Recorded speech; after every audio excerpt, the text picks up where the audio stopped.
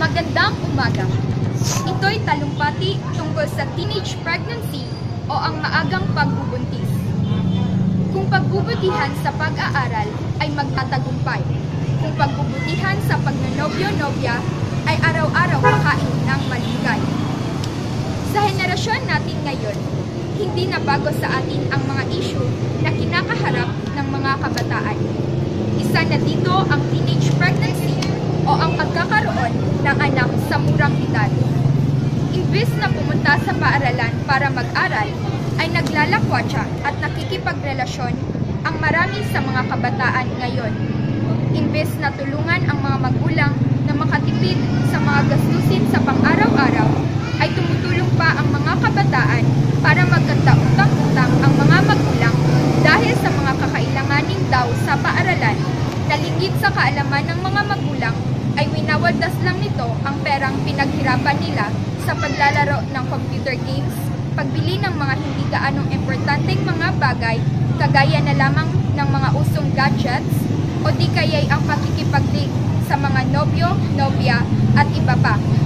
Kaya ang karaniwang resulta nito ay hindi makakapagtapos sa pag-aaral at ang mas masaklap na bunga ay ang maging batang ina at ama. Hindi pa handa ang sinumang kabataan para maging isang mabuting magulang. Ito'y napakalaking responsibilidad na hindi lamang pang isang araw, pang isang linggo, pang isang buwan o pang isang taon. Ito'y panghabang buhay na responsibilidad. Kung may kasabihan na, ngayon na ang tamang panahon. Well, para sa akin, hindi pa ngayon ang tamang panahon. Pero paano tayo magiging pag-asa ng bayan kung hindi natin binibigyan ang ating sarili ng pag-asang umahon sa kahirapan, maging edukado, maging mabuting anak, at maging isang mabuting ehemplo sa mga mas nakakabata sa atin. Ating imulat ang ating mga mata sa ating magandang kinabukasan. Maraming magagandang bagay at oportunidad ang naghihintay sa atin. Ang kailangan na lang nating gawin ay ang magsikap. Huwag tayong magpadala sa kahit na ano at sa kahit na sino.